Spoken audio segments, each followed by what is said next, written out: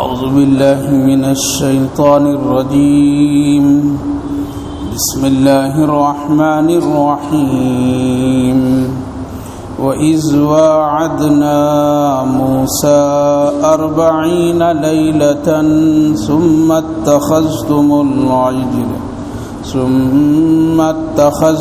العجل من بعده وأنتم ظالمون ثم عفونا عنكم من بعد ذلك لعلكم تشكرون وإذ آتينا موسى الكتاب والفرقان لعلكم تهتدون وإذ قال موسى لقومه يا قوم إنكم ظلمتم أنفسكم باتخاذكم العجل فتوبوا إلى بارئكم فاقتلوا أنفسكم ذلكم خير لكم عند بارئكم فتاب عليكم إنه هو التواب الرحيم وإذ قلتم يا موسى لن نؤمن لك حتى نرى الله جهرة فأخذتكم الصاعقة وأنتم تنظرون ثم بعثناكم من بعد موتكم لعلكم تشكرون وظللنا عليكم الغمام وأنزلنا عليكم المن والسلوى كلوا من طيبات ما رزقناكم وما ظلمونا ولكن كانوا أنفسهم يظلمون صدق الله العظيم.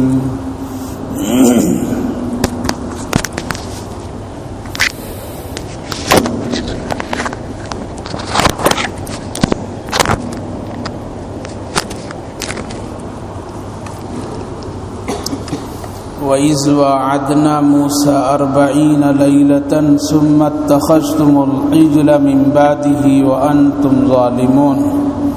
اور وہ وقت یاد کرنے کا ہے جب ہم نے حضرت موسیٰ علیہ السلام سے 40 رات کا وعدہ کیا، پھر بنا لیا تم لوگوں نے بچھڑے کو معبود، اس کے بعد وَأَنْتُمْ ظَالِمُونَ، اور تم لوگ بہت گنہگار تھے.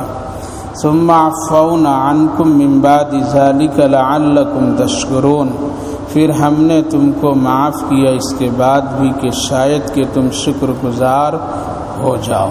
اور ہم نے حضرت موسیٰ علیہ السلام کو ایک ایسی کتاب دی اور فرقان فیصلہ دیا، لعلکم تہتدون، شاید کہ تم اس کے ذریعے سے ہدایت پالو. بزرگوں اور دوستوں، اس سے پہلے جو آیتیں گزری ہیں ہمارے اور آپ کے درمیان سے، جس میں اللہ تعالیٰ نے فرعون کے کچھ حالات اور اس کے کچھ کالے کرتوتوں کا ذکر فرمایا تھا، اور وہ یہ تھا کہ فرعون یہ چاہتا تھا کہ ہم سدا اس دنیا میں حکومت کریں اور اپنی زندگی گزاریں، اور اپنی دنیا کی حکومت اور اپنی سلطنت اور اپنی جھوٹی خدائی کو بچانے کے لیے تقریباً 90,000 بچوں کو اس نے قتل کیا. جو ایک اس روئے زمین پر ناحق قتل کا اس نے ایک ایسا گھنونا کام اور حرکتیں کی ہے کہ دنیا آج اس کو یاد کرتی ہے. تو اللہ تعالیٰ نے ذکر کیا کہ اتنا سب کچھ کرنے کے باوجود بھی فرعون زندہ نہیں رہا اور نہ اس کی حکومت باقی رہی، سب ختم ہو گئے اور سب کو ہم نے ڈبا دیا. وَإِذْ فَرَقْنَا بِكُمُ الْبَحْرَ فَأَنْجَيْنَاكُمْ وَأَغْرَقْنَا آلَ فِرْعَوْنَ. اللہ تعالیٰ نے حضرت موسیٰ علیہ السلام اور آپ کے ساتھیوں کو کامیابی عطا فرمائی.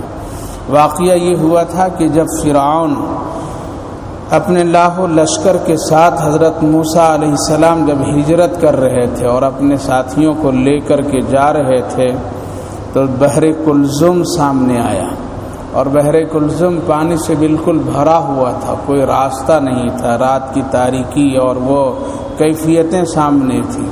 حضرت موسیٰ علیہ السلام جب اپنے ساتھیوں کو لے کر کے سمندر بحر کلثم کے سامنے پہنچے اور ادھر شیطان نے خبر دی فرعون کو کہ چلے، اور نکل گئے سارے ساتھیوں کو لے کر۔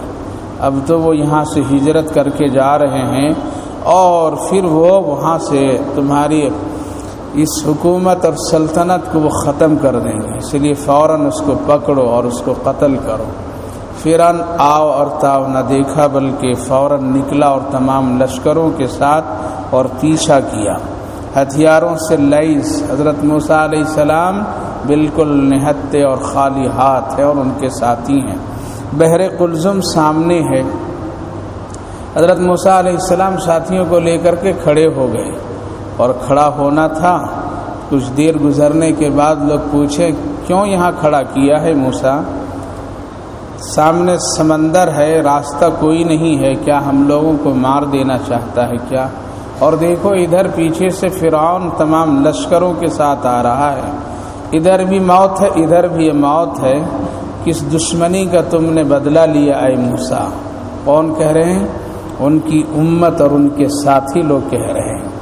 یہ ہے فرق ہم سب کے آقا حضرت نبی اکرم صلی اللہ علیہ وسلم کے ساتھیوں کا، اور یہ فرق ہے حضرت موسیٰ علیہ السلام کے ساتھیوں کا۔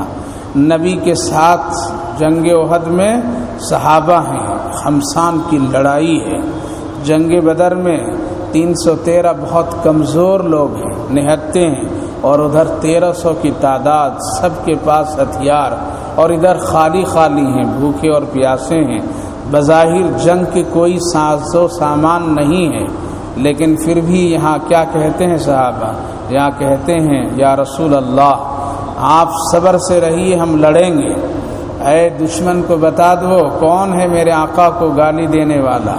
اور چھوٹے چھوٹے بچے بھی حوصلے سے کام کر رہے ہیں۔ موسیٰ علیہ السلام کی قوم موسیٰ علیہ السلام سے سمندر اور دریا کو دیکھ کر کے نبی سے یہ مخاطب ہو کہ کہاں لے آیا، لیکن ہم سب کے آقا حضرت محمد الرسول اللہ کے غلام اور صحابہ نے کبھی بھی اف تک کے نہیں کیا۔ ان کے سامنے بھی سمندر ہے اور قسطنطنیہ کے سفر پر صحابہ ہیں اور جماعت جا رہی ہے۔ لوگوں کو خبر جب ملی ہے آ رہے ہیں لوگ ہماری بستی میں داخل، اگر وہ ہو گئے تو ہر ایک کو ایمان کی دولت سے مالا مال کر دے گا، ہماری عیسائیت اور ہمارے مذہب کو ختم کر دے گا، لہٰذا جو آنے جانے کا راستہ ہے، پول ہے، اس کو توڑ دو۔ لوگوں نے توڑ دیا۔ جب پورا قافلہ حضرت سعد ابن ابی وقاص اور بڑے بڑے جلیل القدر صحابہ ہیں پہنچتے ہیں وہاں تو راستہ ندارت، راستہ ختم۔ یہ ہے صحابہ اور وہ ہے نبی حضرت موسیٰ علیہ السلام، دونوں میں فرق دیکھیے۔ حضرت موسیٰ علیہ السلام کچھ بھی نہیں کہہ رہے، خاموش ہیں۔ کیوں؟ نبی اس وقت تک نہیں بولتا ہے جب تک اللہ بولنے کا حکم نہیں دیتا ہے۔ یہاں وہ کیا کہتے؟ اگر اپنی طرف سے کہہ دیتے دریا میں کود جاؤ تب بھی غلطی ہوتی، اگر اپنی طرف سے کوئی فیصلہ سنا دیتے حضرت موسیٰ علیہ السلام تب بھی اللہ کے یہاں پکڑ۔ کوئی بھی کام اللہ کے مرضی کے بغیر نبی نہیں کرتا، جب تک کہ حکم نہیں ہو جائے اس وقت تک کہ نہیں، اگر کر دیا تو اس میں فائدہ نہیں، اس میں نقصان۔ وہی حضرت موسیٰ علیہ السلام کے جب پیٹ میں درد ہوا اور بہت تڑپ گئے تو کہا پروردگار پیٹ میں درد ہے کیا کروں؟ کہا جاؤ اور جنگل جاؤ، ریحان نامی درخت کے پتے کو توڑو، اور توڑنے کے بعد پھر اس کو عرق بناؤ اور پھر پانی میں ملا کر کے تم پی لو، تمہارے پیٹ کا درد ختم ہو جائے گا۔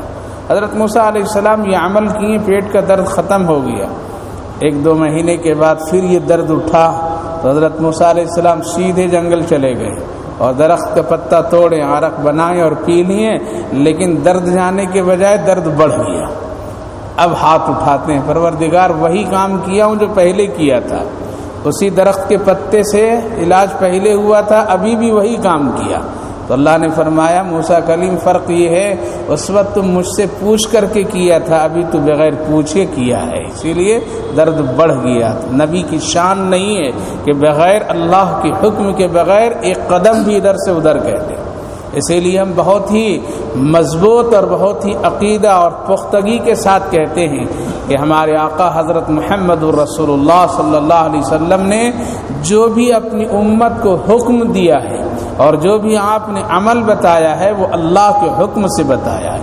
ایک بھی کام، ایک بھی عمل اللہ کے رسول اپنی مرضی سے نہیں بتائے، چاہے وہ عبادات سے تعلق ہو، چاہے وہ معاملات سے تعلق ہو، اللہ کے حکم سے. اور اللہ نے اگر حکم نہیں دیا تو آپ نہیں کیے. وہ آپ چاہ رہے ہیں کہ میری امت تہجد کی نماز ہم اس پر فرض کر دیں. آپ چاہ رہے ہیں، بڑی اچھی اور بڑی پیاری نماز ہے، اللہ سے جوڑنے والی نماز ہے، بہت ہی شاندار نماز ہے. نبی کبھی تہجد نہیں چھوڑتے ہیں، پابندی سے پڑھتے ہیں. لہذا چاہ رہے تھے رسول اللہ کہ ہم اپنی امت پر فرض کر دیں اس نماز کو، لیکن اللہ نے کہا اگر فرض کر دو گے، اگر نمازیں چھوڑ دیا تو اور گنہگار تیری امت ہو جائے گی. اللہ کے رسول نے فرمایا اگر امت کو چھوڑنے کا خطرہ نہیں ہوتا تو یہ بھی نماز میں فرض کر دیتا، لیکن نہیں کر رہے. کیوں؟ اللہ نے منع فرما دیا. ہم بس اتنا ہی فرض کیے، وہ فرض رہنے دو، باقی اس کی طبیعت اگر مرضی چاہے تو پڑھنے دو، ہم ثواب دیں گے، اپنی قربت اس سے دیں گے. لیکن اگر نہیں پڑھتا ہے تو ہم اس کے نام اعمال میں گناہ نہیں لکھیں گے. تو ایک نبی ہے خاموش کھڑے حضرت موسیٰ علیہ السلام، اور ایک یہ حضرت محمد الرسول اللہ صلی اللہ علیہ وسلم کے غلام ہیں جو دین کی خدمت کے لیے نکلے ہوئے، جو دین کی خدمت کے لیے نکلے، داعی بن کر کے نکلے ہیں. راستہ ندارت، کوئی پل، کوئی راستہ، کوئی کشتی نہیں ہے. پوچھا کیا کیا جائے؟ کہا کہ بس گھوڑا دوڑا دو، یقین ہمارا ہے اللہ کے راستے میں نکلے ہیں تو کچھ بھی نہیں ہوگا، دوڑا دو اس میں. لہذا سب کے سب چلے گئے، انتظار ذرہ برابر بھی نہیں کیے. یہاں ایک نبی انتظار کر رہا، اسی لیے اللہ کے رسول صلی اللہ علیہ وسلم نے ارشاد فرمایا میری امت کے علماء بنی اسرائیل کی انبیاء کے درجے میں ہوں گے. یعنی وہ جو درجہ اور جو کام اور جو حوصلہ اور جو یقین ان لوگوں کا ہوگا، میری امت کے علماء کا یہ حق اور درجہ ہوگا. میرے بھائی بزرگوں، اتنا کیوں فرمایا رسول اللہ صلی اللہ علیہ وسلم نے؟ وجہ اس کی یہ ہے بغیر دیکھے ہم سب ایمان لائے ہیں. لہذا صحابہ چلے گئے اور پانی پر اس طرح چل رہے جیسے کوئی خشکی راستے پر چل رہا ہو، کسی کو کوئی نقصان نہیں ہوا. حضرت سعد ابن ابی وقاص رضی اللہ عنہ کا پیالہ گر گیا، اور گرنے کے بعد وہ تلاش کرتے ہیں تو پیالہ نہیں. دریا کو مخاطب کر کے کہتے ہیں ایک ہی پیالہ اللہ کے راستے میں نکلا ہوں، واپس کر دو. ہم اس میں پانی پیتے ہیں، ہم کھانا کھاتے ہیں اور ہم اس سے وضو بھی کرتے ہیں، ایک ہی پیالہ ہے، لاؤ واپس کرو. اللہ اکبر. پانی کا ایک جھونکا آتا ہے اور ان کے سامنے وہ پیالہ حاضر ہو جاتا ہے. یہ ہے نبی کی غلاموں کا اور وہ ہے حضرت موسیٰ علیہ السلام کی امتی. دونوں میں زمین آسمان کا فرق ہے. حکم ہوا، اللہ تعالیٰ نے کہا کہ مارو لاٹھی، مارو. ایک مارے تو ایک راستہ ہوا. کہا کہ ایک میں نہیں جاؤں گا، ہم لوگ 12 خاندان کے ہیں، 12 راستہ ہونا. اللہ اکبر. ہمارے آقا حضرت محمد الرسول اللہ صلی اللہ علیہ وسلم نے ایک ہی برتن میں سب کو کھلایا، ایک ہی برتن میں سب کو پلایا، ایک ہی کنویں میں پورے مدینے کو سیراب کیا. مدینہ طیبہ میں بھی ایک بھی کنواں نہیں ہے، صرف ایک کنواں ہے، وہ بھی یہودی کے قبضے میں ہے. لیکن جب حضرت عثمان غنی رضی اللہ عنہ نے خرید کر کے وقف کیے ہیں تو میرے بھائی بزرگوں، ایک ہی کنواں سے سب لوگ کھاتے پیتے ہیں. یہ نہیں کہا یا رسول اللہ ہم لوگ فلاں خاندان کے، فلاں قبیلے کے ہیں، ہم لوگ باعزت ہیں، وہ غریب ہیں، وہ مہاجر ہیں، ہم انصار ہیں، الگ الگ ہونا نہیں. لیکن وہ امت کیا کہہ رہی ہے؟ ایک راستے سے نہیں جاؤں گا، 12 راستے ہونا.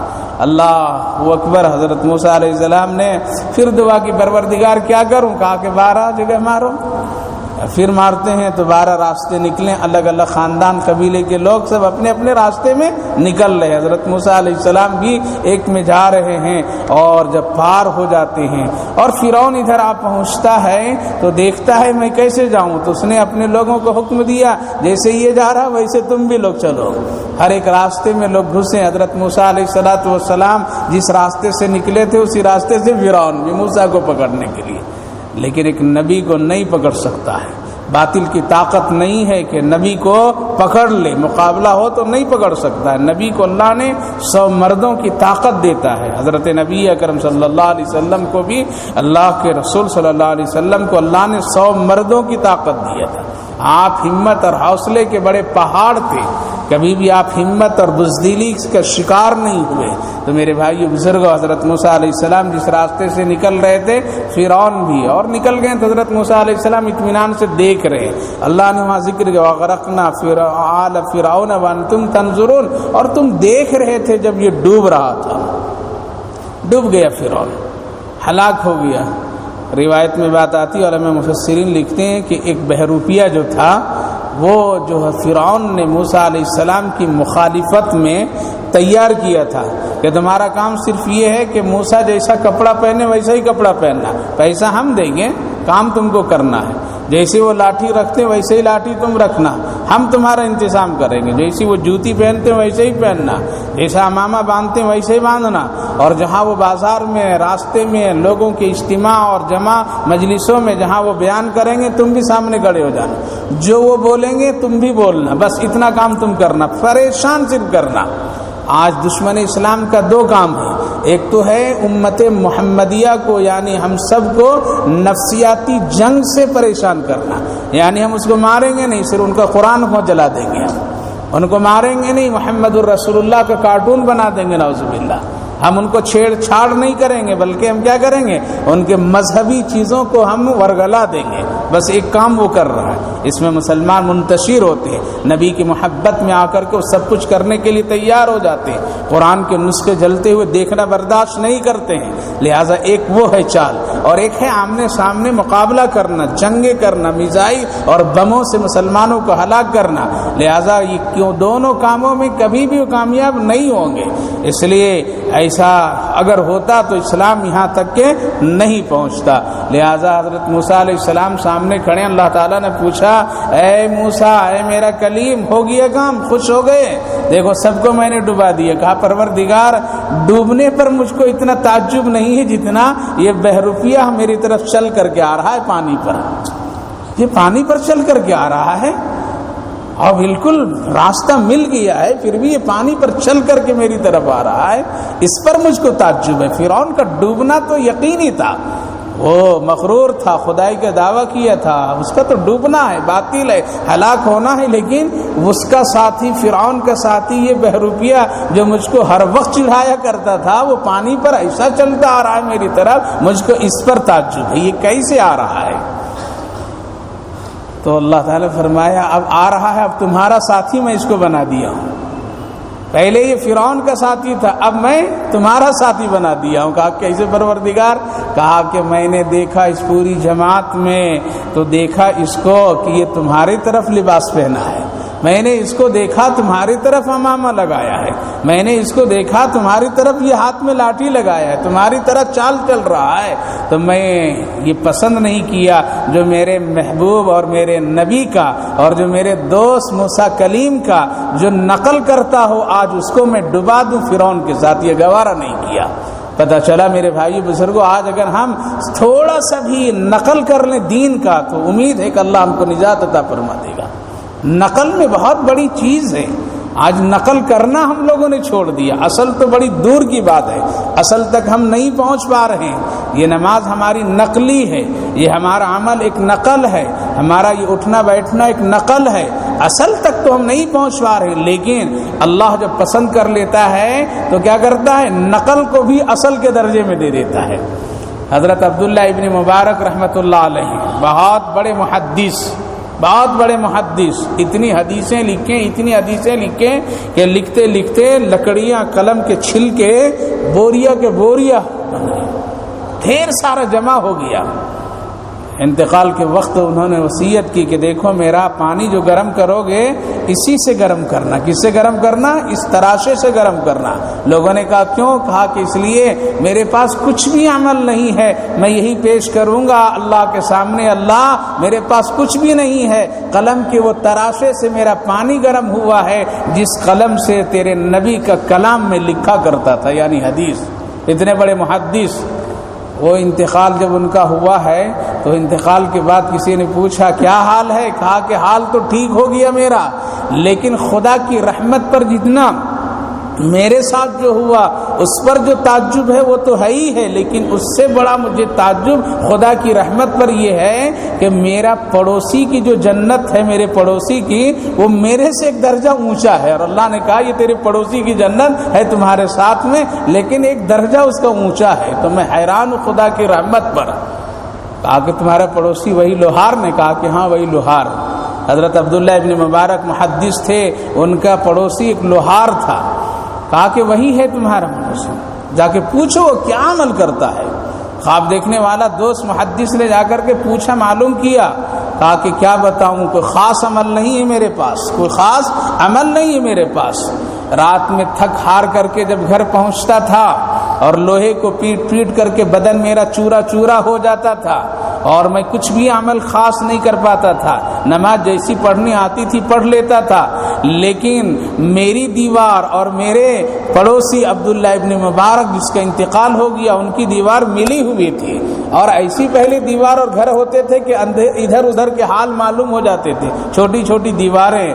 جس وقت وہ تہجد کے لیے اٹھتے تھے میں بھی اٹھ جاتا تھا، جب وہ نماز کے لیے کھڑے ہوتے تھے دیوار کے لگے ہوئے بازو میں میں بھی کھڑا ہو جاتا تھا، ان کا رکوع سجدہ مجھ کو معلوم ہوتا تھا، وہ کب رکوع کر رہے ہیں کب سجدہ کر رہے ہیں، لہذا جب تک کہ وہ کھڑے ہوتے تھے میں کھڑا رہتا تھا، مجھ کو پڑھنا کچھ نہیں آتا تھا، وہ جب تک جھکے رہتے تھے میں جھکا رہتا تھا، بس یہی کہتا تھا اے اللہ ادھر جھکا ہوا ادھر میں بھی جھک رہا ہوں، اگر ان کو آپ قبول کریں گے تو مجھ کو بھی قبول کر لیجئے۔ جتنے دیر تک وہ سجدہ میں بھی سجدہ کرتا تھا، اور جب وہ ہاتھ اٹھا کر کے دیر تک رو رو کر کے دعا مانگتے تھے تو میں اللہ سے کہتا تھا مجھ کو مانگنا نہیں آتا ہے، وہ مانگ رہا اگر اس کو دے رہے ہیں تو اللہ مجھ غریب کو بھی دے دیجیے گا۔ اسی میں پوری رات ان کا نقل کرتا تھا، مجھ کو آتا نہیں تھا۔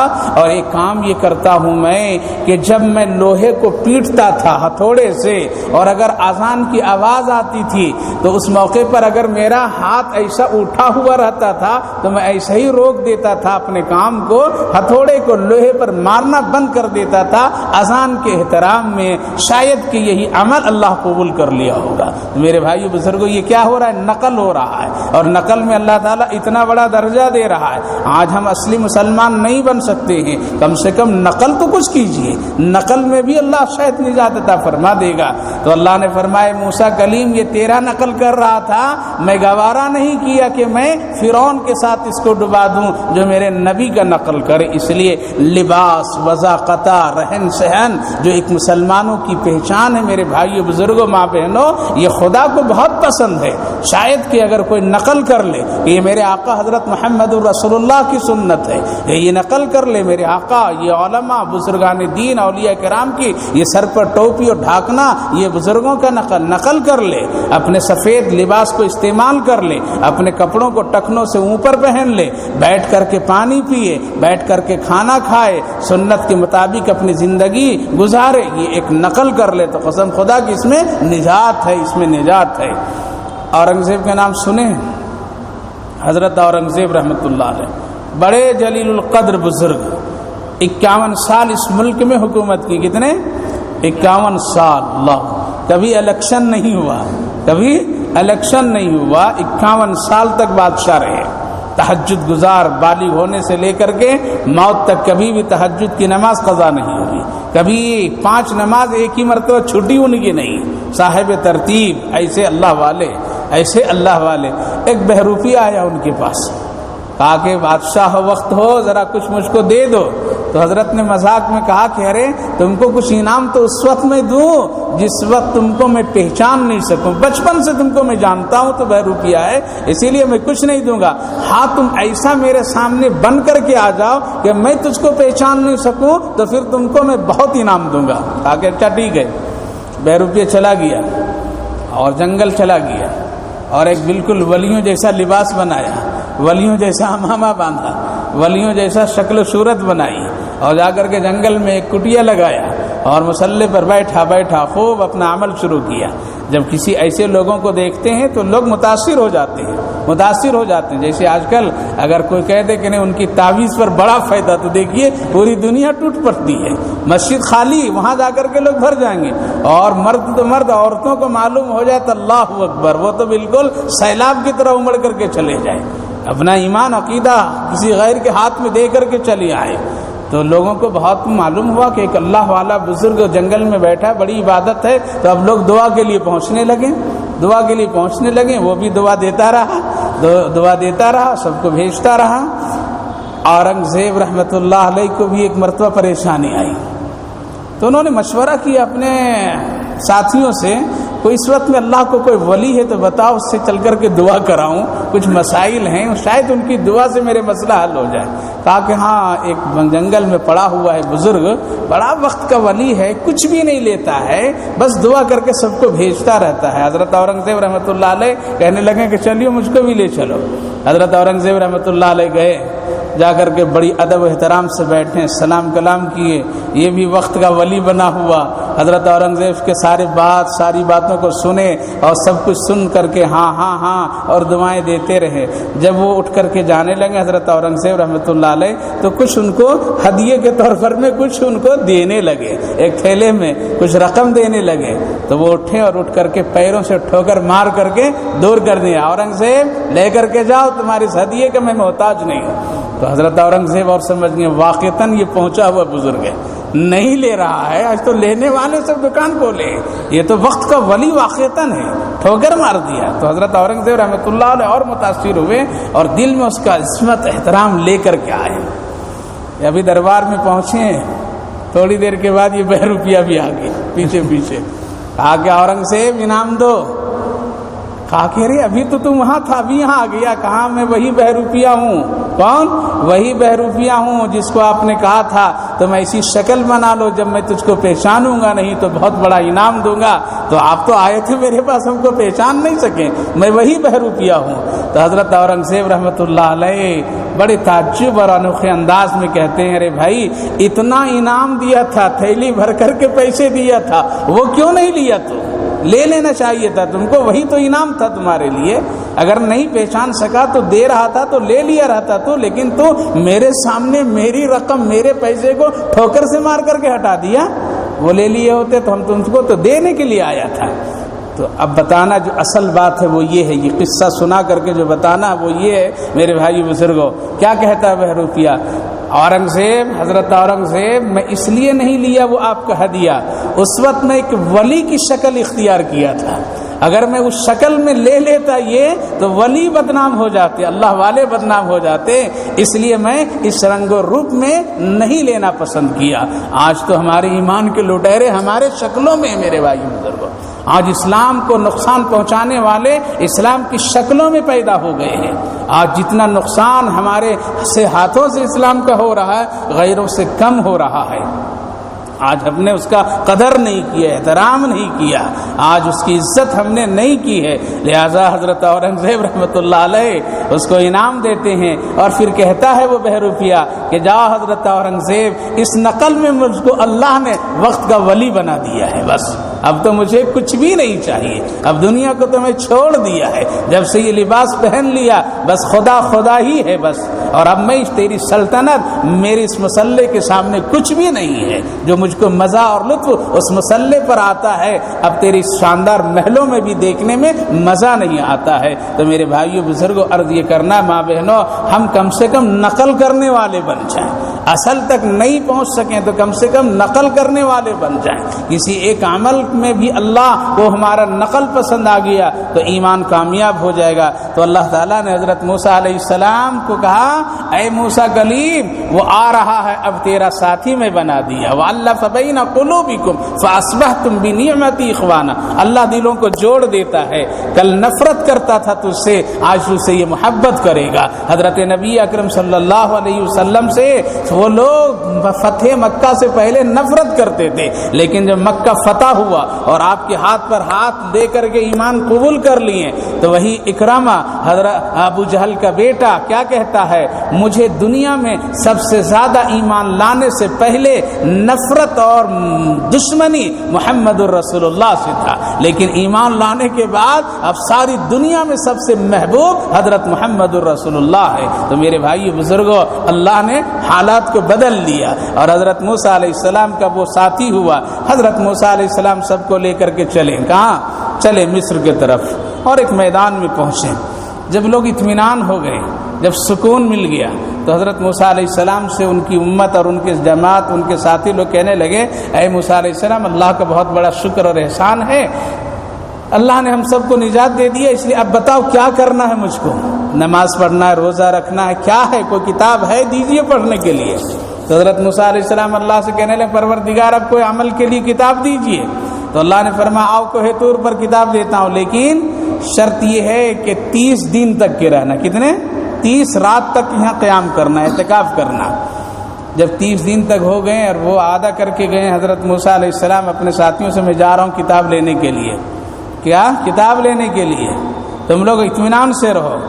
اب یہاں تو کھانا پینا کیا ہو رہا تھا؟ آسمان سے کھانا آ رہا تھا، من و سلوہ آسمان سے اترتا تھا، بھوک لگتی تھی دسترخوان بچھا دیتے تھے، اوپر سے ایک حلوہ درخت کے پتوں سے آ جاتا تھا اور بھنی بھنی پرندے آ جاتے تھے اور کھاتے تھے اور پھر وہ دسترخوان چلا جاتا تھا۔ بڑے مزے کی زندگی تھی۔ کاش کہ ایسا دسترخوان آج ہوتا ہے، لیکن جتنا مزہ محنت میں ہے، مشقت میں ہے اور پھر اللہ کو یاد کرنے میں ہے، وہ مزہ اس میں نہیں جتنا اس میں مزہ ہے۔ میرے بھائی بزرگوں، اللہ نے ہم سب کو یہی زندگی دیا ہے۔ خیر، حضرت موسیٰ علیہ السلام 30 دن کے لیے گئے، 30 دن راتیں گزاریں تو اللہ نے فرمایا نہیں 10 دن اور رکو، 10 دن اور رکو۔ 10 دن تو کتنے ہو گئے؟ 40۔ وَإِذْ وَعَدْنَا مُوسَىٰ 40 لَيْلَةً ثُمَّ اتَّخَذْتُمُ الْعِجْلَ۔ کتنے دن ہو گئے؟ 40 دن۔ یہاں سے علماء کرام کہتے ہیں چلہ ثابت ہے۔ کیا ہے؟ یہاں سے جماعت والے کیا کہتے ہیں؟ چلہ ثابت ہے۔ دیکھو حضرت موسیٰ علیہ السلام کو اللہ نے 40 دن روکا، تو ہم لوگ بھی جو چلہ لگاتے ہیں اسی سے لگاتے ہیں۔ یہ الگ مسئلہ ہے، یہ الگ مسئلہ ہے، سمجھ گئے؟ یہ ہمارے بزرگوں کی ترتیب ہے۔ یہ چلہ کیا ہے؟ اس ترتیب کو ہمارے بزرگوں نے بنایا ہے، بزرگوں کی ترتیب ہے، اس سے کوئی تعلق نہیں ہے۔ البتہ تربیت کے لیے جتنا دن لگے لگانا چاہیے۔ صرف ہماری نظام بنانے کے لیے ہمارے اکابر بزرگان دین نے وہ 10 دن 3 دن 40 دن یہ ایک ترتیب بنا دیے ہیں اور اس کے مطابق ایک عمل دے دیے ہیں، لیکن اس کا اس واقعے سے کوئی تعلق نہیں ہے۔ لہذا حضرت موسیٰ علیہ السلام جب 10 دن اور بڑھ گئے تو ادھر یہ لوگ جو انتظار میں تھے کہنے لگے موسیٰ خدا کے پاس گیا، شاید بھول گیا ہم لوگوں کو۔ جب آدمی زیادہ دن اپنے بزرگوں سے الگ ہوتا ہے، دین کی مجلسوں سے الگ ہوتا ہے، اچھے لوگوں کی صحبت سے الگ ہوتا ہے، تو تیسرا کون آتا ہے؟ بڑے حضرت آ جاتے ہیں، شیطان آ جاتا ہے۔ اسی لیے ہمارے اکابر علماء کرام فرماتے ہیں وقتاً فوقتاً اللہ والوں سے ملتے رہو، وقتاً فوقتاً اللہ والوں کی مجلس میں بیٹھو، وقتاً فوقتاً تم دین کی مجلس میں شامل ہو، اور اگر تم نے فاصلہ کیا تو بیچ میں شیطان آ جائے گا۔ وقتاً فوقتاً تم قرآن کی تلاوت کرتے رہو، اگر نہیں کرو گے تو بیچ میں شیطان تمہارے دلوں میں گھس جائے گا۔ وقتاً فوقتاً تم اللہ کا ذکر کرتے رہو، حضرت محمد رسول اللہ صلی اللہ علیہ وسلم پر درود پڑھتے رہو، ورنہ شیطان تمہارے دلوں سے نبی کی محبت کو نکال دے گا۔ تو ادھر شیطان آ گیا، آ کے وہ گیا ہے، بھول گیا، اس لیے ایک میں خدا بنا رہا ہوں تمہارے لیے، اور فوراً اس نے سونے اور چاندی کو گلایا اور بچڑے کے شکل میں ایک چیز بنا دی۔ اور یہ شخص کون تھا؟ یہ اس کا نام تھا سامری۔ سامری یہ ایک یتیم بچہ تھا، ماں نے اس کی پرورش نہیں کر پائی تو کیا کی؟ جنگل میں چھوڑ دی اور ایک پتھر کے چٹان کے نیچے سلا کر کے ماں چلی گئی۔ اللہ نے حکم دیا حضرت جبریل کو، اس بچے کو روزانہ دودھ پلانا تیرا کام ہے۔ حضرت جبریل علیہ السلام آتے تھے، اس کو پلاتے تھے دودھ اور پھر جاتے تھے۔ ہوش جب تک کہ رہا اس وقت تک کہ حضرت جبریل پلاتے رہے دودھ، اور اس بڑھتا رہا، پرورش اس کی ہوتی رہی۔ گھوڑے پر حضرت جبریل آتے تھے، جب واپس ہوتے تھے تو یہ سامری، یہ بچہ غور سے دیکھتا تھا کہ گھوڑا کا جہاں پیر پڑتا ہے مردہ زمین زندہ ہو جاتی ہے۔ لہذا جب یہ ہوشیار ہوا تو پھر وہاں کی مٹی اٹھا کر کے رکھنے لگا، مٹی اٹھا کر کے رکھنے لگا۔ وہ جو بچڑا بنایا سونے اور چاندی سے، اس کے پیٹ کے اندر یہ مٹی ڈال دیا۔ یہ تاثیر تھی اس مٹی میں کہ مردہ چیز کو زندہ کر دیتی تھی، لہذا اس سے ایک آواز آنے لگی. تو یہ سامری کیا کرنے لگا, کہا کہ دیکھو موسیٰ تو وہاں خدا سے کتاب لینے گئے ہیں, تمہارا خدا تو یہاں ہے. لہٰذا اسی دن سے یہ بچڑوں کی عبادت شروع ہوئی, اسی دن سے گائے کی عبادت شروع ہوئی. اور آج جتنے بھی دیول اور مندروں میں بچڑے مل رہے ہیں, یہ سب اسی قوم کی پارٹی ہے اور اسی قوم کی نسل ہے جو لوگ بچڑوں کو خدا مانتے تھے. یہاں ایک قابل ذکر بات حضرت حکیم الامت مولانا اشرف علی تھانوی رحمۃ اللہ علیہ لکھتے ہیں کہ غور کرو, یہ سامری جس کی پرورش ایک فرشتہ, سب سے اعلیٰ فرشتہ کر رہا ہے, سب سے اونچے درجے کا فرشتہ اس کو دودھ پلا رہا ہے, یہ کیا بنا, یہ شیطان بنا. یہ کیا بنا, شیطان بنا. اور وہ بچہ حضرت موسیٰ علیہ السلام جس کی پرورش فرعون کے دربار میں ہو رہی ہے, وہ کیا بنا, وقت کا نبی اور رسول بنا. پتہ چلا میرے بھائیو بزرگوں, ہدایت اللہ کے ہاتھ میں ہے, ہدایت اللہ کے ہاتھ میں ہے. وہ کس کو وقت کا ولی بنا دے, کس کو وقت کا نبی بنا دے, کس کو وقت کا رہبر و رہنما بنا دے, کسی کو پتہ نہیں. دیکھیے پلانے والا جبریل اور پرورش کرانے والا جبریل, لیکن کیا بنتا, خدا کا دشمن اور باغی بنتا ہے. اور جس کی پرورش فرعون کے دربار میں ہو رہی ہے, وہ کیا بنتا, وقت کا نبی اور رسول بنتا ہے. اس لیے کبھی ایسا نہیں کہیے کہ اگر کسی نبی کا باپ اگر کافر رہا اور اس کا بچہ نبی بنا تو نبی کی کوئی غلطی نہیں ہے. حضرت ابراہیم علیہ الصلوۃ والسلام خلیل اللہ ہیں اور باپ کیا ہیں, بت بیچتے ہیں. کوئی یہ نہیں کہہ سکتا ہے کہ باپ بت پرست ہے اور یہ نبی کیسا بن گیا, خدا چاہا بنا دیا, کوئی روک نہیں سکتا اللہ کو, کوئی روک نہیں سکتا اللہ کو. تو میرے بھائیو بزرگوں, اللہ رب العالمین جس کو چاہتا ہے ایمان اور ہدایت عطا کر دیتا ہے. لہذا بچڑے کی عبادت وہاں سے شروع ہوئی اور آج تک یہ سلسلہ کیا ہے, چل رہا ہے. اور وہیں سے یہ نسلیں چلی ہے. حضرت موسیٰ علیہ السلام 40 دن کے بعد آئے تو دیکھیں یہ کیا ہو گیا, 40 دن میں یہ امت بدل گئی. ہائے ہائے, آج کتنا 1450 سال کا زمانہ گزر گیا. نبی کی دعاؤں کی برکت سے, صحابہ کی مخلصانہ کام کی وجہ سے, اور ہمارے اکابر علماء کرام بزرگان دین کی محنتوں کی وجہ سے, یہ مسجدیں, یہ مدرسے, یہ خانقاہوں کی وجہ سے 1450 سال 15 صدی کا عرصہ ہونے جا رہا ہے. یہ امت ابھی نہیں بگڑی ہے, یہ ساری امت نہیں بگڑی ہے. کچھ بگڑ گئے ہیں لیکن سب نہیں بگڑی ہے. اگر سب بگڑ جاتے تو مسجدیں آباد نہیں رہتی, بلکہ آج بھی یہ زندہ امت ہے, آج بھی اپنے مال جان لگانے کے لیے تیار ہے, آج بھی یہ اسلام کے پابند ہیں. اگر ایسا نہیں ہوتا تو مسجدوں سے مردوں کو مسجدوں کا آنے کی توفیق نہیں ملتی. ہمارے راستے اور چلتے پھرتے بازاروں میں پردہ نشی ماں بہنیں نظر نہیں آتی. پتہ چلا کہ یہ امت کے بارے میں اللہ کے رسول جو تڑپ کر کے دعا کیے تھے, اللہ میری ساری امت کو گمراہی اور ضلالت میں نہ ڈالیے گا, بلکہ اللہ نے اس دعا کو قبول کر کے آج کچھ امت کا ایک طبقہ آج بھی ایسا ہے جو آج اسلام اور ایمان پر قائم اور دائم ہے. میرے بھائیو بزرگوں, لہذا وہ 40 دن میں بت پرستی کے عمل حضرت موسیٰ علیہ السلام سمجھائیں, پھر توبہ اور استغفار کرائیں. ثم عفونا عنکم من بعد ذلک, اللہ نے کہا کہ اچھا چلو اس کی توبہ قبول کرتے ہیں, معاف کر دیتے ہیں. پھر سے مسلمان ہوئے, پھر توریت پڑھنا شروع, اور دکھائیں کیا لائے ہیں موسیٰ علیہ السلام. کہا یہ کتاب, کہا کہ یہ کتاب ہم نہیں مانیں گے جب تک کہ ہم خود تم کو اللہ کو دیتے ہوئے نہیں دیکھیں گے, اس وقت تک ہم نہیں مان لیں گے اس پر. اللہ اکبر. اس لیے چلو ہم کو لے کر کے چلو, ہم دیکھیں گے کہ اللہ تم کو دے رہا ہے اور تو لے رہا ہے, ہم دیکھیں گے اپنی آنکھوں سے, تب ہم مانیں گے, جانیں گے ہاں تجھ کو اللہ نے کتاب دی ہے. ہائے ہائے, آج 1500 صدی کا عرصہ گزر رہا ہے, ہم کہہ رہے ہیں یہ کتاب, یہ قرآن ہمارے آقا حضرت محمد الرسول اللہ پر حرف با حرف اترا ہے, اس میں ایک لفظ بھی ہم ادھر ادھر نہیں کیے ہیں. یہ امت محمدیہ کی شان, یہ امت محمدیہ کی پہچان, یہ امت محمدیہ کا وقار. اسی لیے حضرت موسیٰ علیہ السلام کہہ رہے تھے, اے اللہ امت محمدیہ کو ہم کو دے دیجئے اور میری امت کو محمد الرسول اللہ کو دے دیجئے. یہ امت ماننے والی ہے, آج ہم ماننے والے بن جائیں. قسم خدا کی رحمتیں روز اترتی ہے, لیکن ہمارے برتن میں اتنے سوراخ ہیں جو وہ سب رحمتیں واپس چلی جاتی ہے. تو میرے بھائی بزرگوں, وہ کہہ رہی ہے امت کہ ہم دیکھیں گے, تجھ کو اللہ کتاب دے رہا ہے, ہم لیتے ہوئے دیکھیں گے, خدا کو دیکھیں گے. خدا کہہ رہا ہو کہ ہاں ہم نے کتاب دی ہے, اس پر عمل کرو. تو اللہ سے دعا کہ حضرت موسیٰ علیہ السلام پروردگار یہ کہہ رہے ہیں، کہا کہ لے کر کے آؤ سب کو۔ بڑے لیڈر سب منتخب ہوئے، کتنے بڑے لیڈر منتخب ہوئے، سب کو حضرت موسیٰ علیہ السلام لے کر کے گئے۔ تو اللہ تعالیٰ نے پردے میں کہا ہم نے موسیٰ کو کتاب دیا، وَإِذْ آتَيْنَا مُوسَى الْكِتَابَ وَالْفُرْقَانَ لَعَلَّكُمْ تَشْكُرُونَ، ہم نے حضرت موسیٰ علیہ السلام کو کتاب دیا، فرقان یعنی ایسی کتاب جو حق و باطل میں فرق کرنے والی ہے، تم اس کو مان لو شاید کہ تم ہدایت پالو گے۔ تو یہ لیڈر لوگ سب گئے ہوئے تھے، کیا کہنے لگے؟ موسیٰ صرف آواز سے ہم نہیں سنے سمجھیں گے بلکہ ہم آنکھوں سے اللہ کو دیکھیں گے تب ہم ایمان لائیں گے، اللہ اکبر، تب ایمان لائیں گے۔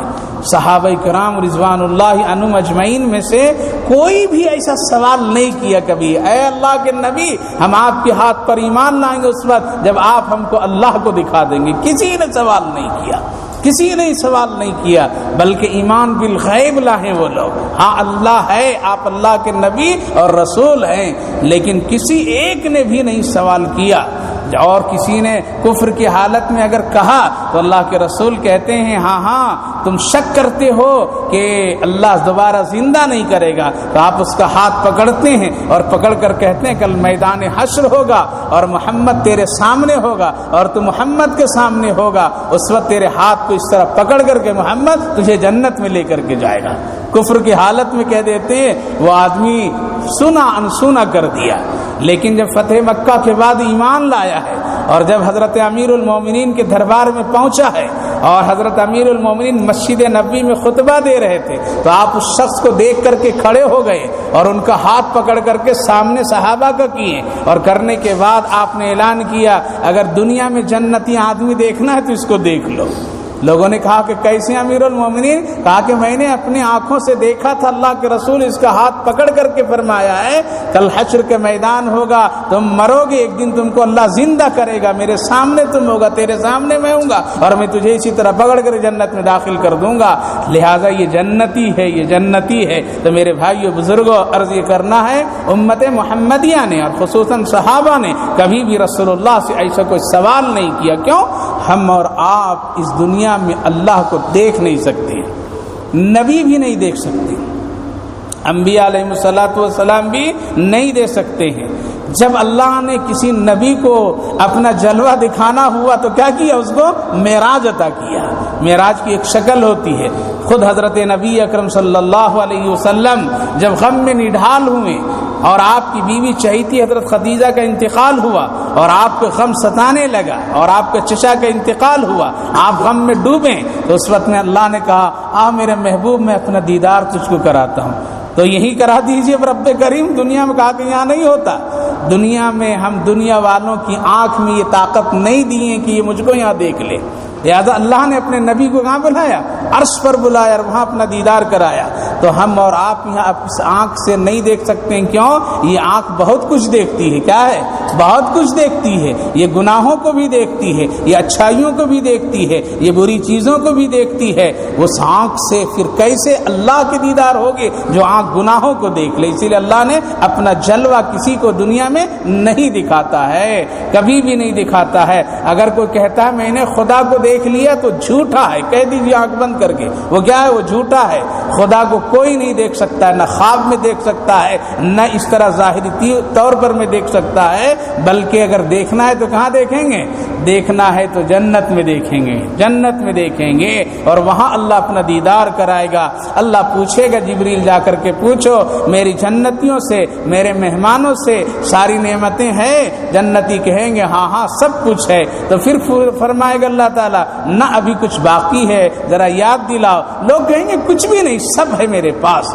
پھر اللہ رب العالمین کہیں گے کسی جاننے والے سے جاننے کے لیے کہو، لہذا لوگ جماعت کی شکلوں میں نکلیں گے اور کسی اپنے قریبی عالم دین کو ڈھونڈیں گے کہ جنت میں کہاں کون عالم ہے، لہذا ملیں گے ان کو کوئی عالم دین، تو جا کر کے پوچھیں گے اللہ پوچھ رہا ہے ساری نعمتوں کے بارے میں، کون سی نعمت اب باقی ہے؟ تو عالم دین وہاں کہیں گے ابھی ایک نعمت نہیں ملی ہے جنت میں۔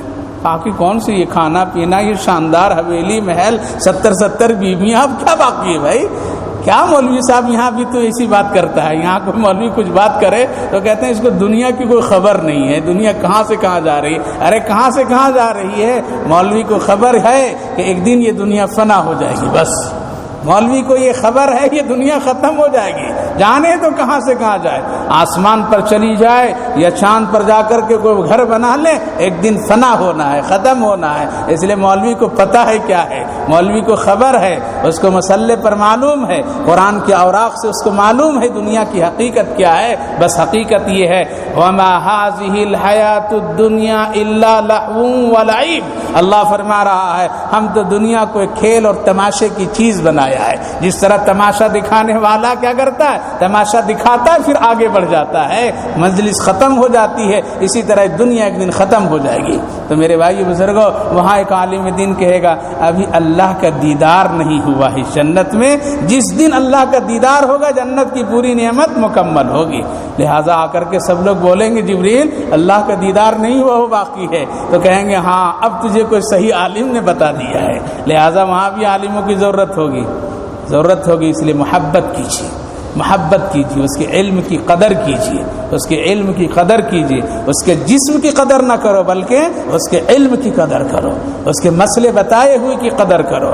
میرے بھائی بزرگوں، اللہ پھر دیدار فرماتے ہیں رسول اللہ صلی اللہ علیہ وسلم ہفتے میں ایک مرتبہ دیدار ہوگی، 15 دن میں کسی کو دیدار ہوگی، اور اللہ اپنا جلوہ وہاں دکھائے گا۔ وہاں کیسے دیکھیں گے؟ اب یہ آنکھ وہاں گناہ نہیں دیکھے گی، وہاں آنکھ ننگی تصویروں کو نہیں دیکھے گی، وہ یہاں آنکھ جس طرح سے گانے ڈھانے ڈھڑے ساری چیزوں کو دیکھتے ہیں، اب آنکھ وہاں کچھ بھی نہیں دیکھے گی، وہاں بس اللہ کی نعمت، اللہ کا دیدار۔ اسی لیے اللہ اپنے جلوہ پاکیزہ لوگوں کو دکھائے گا وہاں پر، میں اس دنیا میں کوئی نہیں دیکھ سکے گا۔ لہذا وہ لوگ کہنے لگے نہ دکھائیے تبھی ہم ایمان لائیں گے، تو اللہ نے فرمایا اے موسیٰ چلو اس پہاڑ پر دیکھو، میں ذرہ سا اپنا جھلکی دکھا رہا ہوں اس پر۔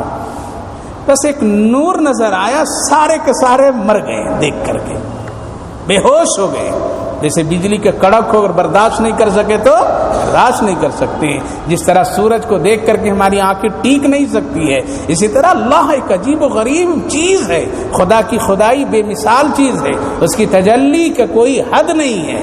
لہٰذا ایک جھلک لوگ دیکھیں پہاڑ پر تو سب کے سب کیا ہو گئے؟ بے ہوش ہو گئے۔ اب حضرت موسیٰ علیہ السلام دعا کرنے لگے پروردگار پہلے سے یہ لوگ ہم سے بدظن ہیں، اور یہ 70 لیڈروں کو یہاں لے کر کے آیا ہوں، یہ سب مر گئے تو اور باقی لوگ کہیں گے جان بوجھ کر کے موسیٰ مروایا ہے، اے اللہ زندہ کر دے، تو زندہ کر دے، اللہ زندہ کر دے۔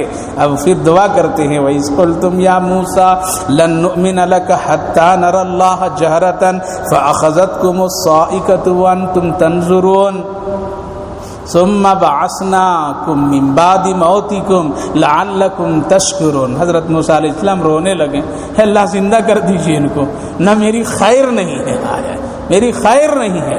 تو اللہ تعالیٰ نے پھر فوراً سب کو زندہ کیا۔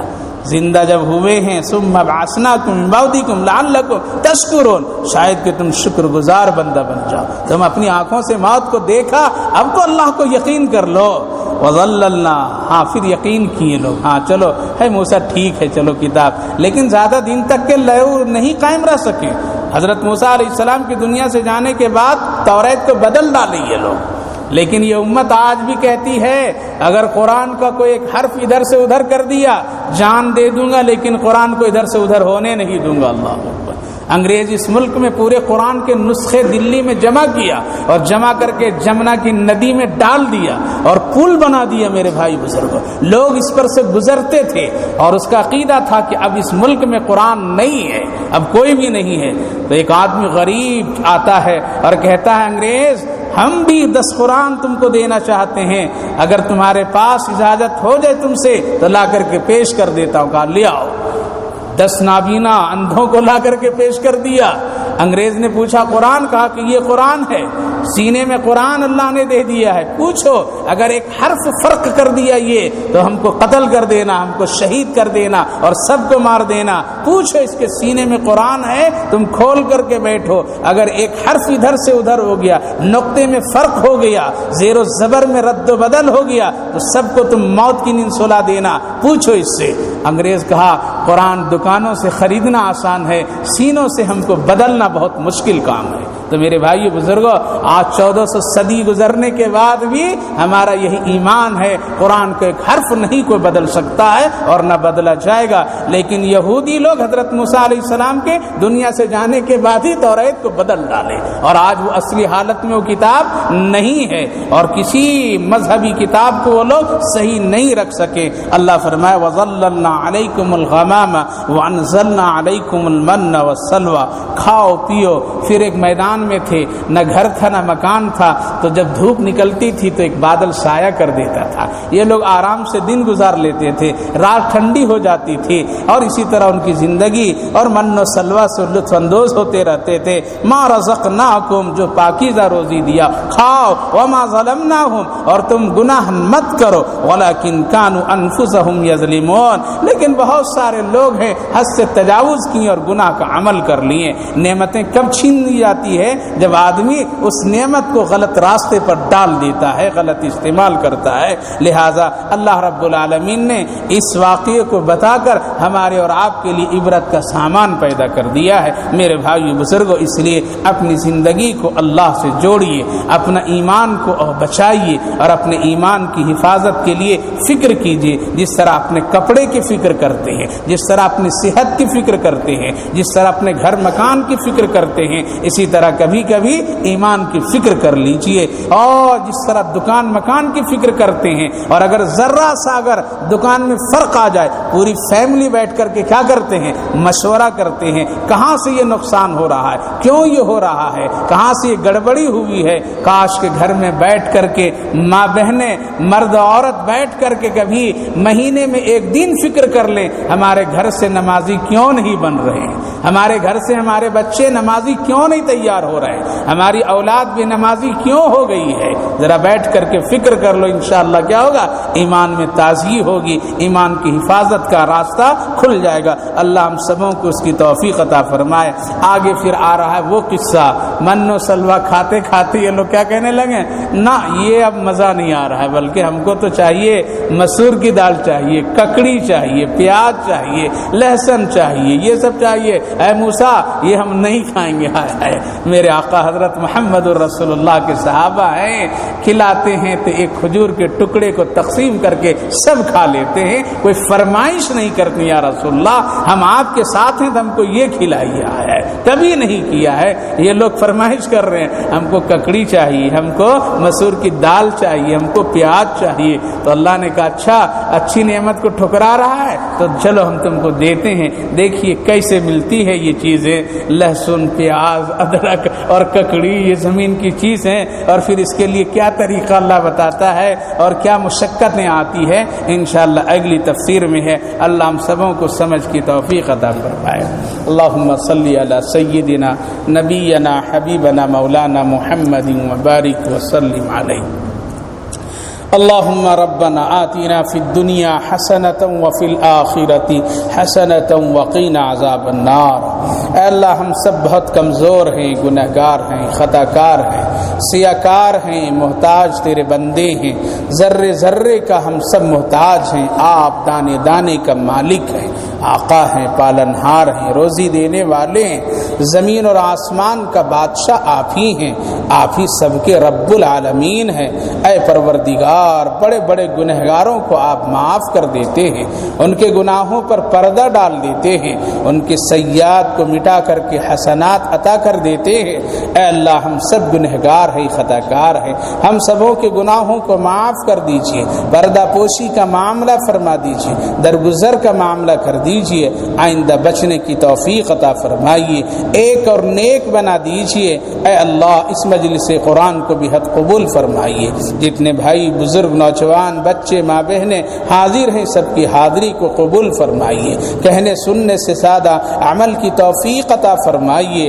اے اللہ ایمان اور اسلام پر استقامت عطا فرمائیے، توکل اور بھروسہ عطا کر دیجئے، نصرتیں، رحمتیں، برکتیں، سعادتیں عطا کر دیجئے۔ اے اللہ دنیاوی پریشانیوں سے سارے بھائی بہنوں کی حفاظت فرمائیے۔ جو لوگ پریشان ہیں، کوئی روزی کے بارے میں، کوئی ملازمت کے سلسلے میں، کوئی اپنے بچوں اور بچیوں کی شادی اور نکاح کے بارے میں، کوئی لین دین اور قرضوں کے بارے میں، کوئی بیماریوں کے بارے میں، کوئی صحت کی فکر میں، اے اللہ سب کی حاجتوں ضرورتوں کو پوری فرما دیجیے۔ جو بیمار ہیں ان کو شفا عطا فرما دیجیے، صحت مندوں کی صحت کی سلامتی عطا کر دیجیے۔ جو لوگ دنیا سے جا چکے ہیں اے اللہ ان سب کی مغفرت فرما دیجیے۔ ہماری اس مختصر سی دعاؤں کو اپنے کرم سے، فضل سے، نبی اکرم صلی اللہ علیہ وسلم کے صدقے اور طفیل میں قبول فرمائیے۔ اللہم ربنا تقبل منا انک انت السمیع العلیم وتب علینا انک انت التواب الرحیم، وصلی اللہ تعالی علی خیر خلقہ محمد وعلی آلہ واصحابہ اجمعین برحمتک یا ارحم الراحمین۔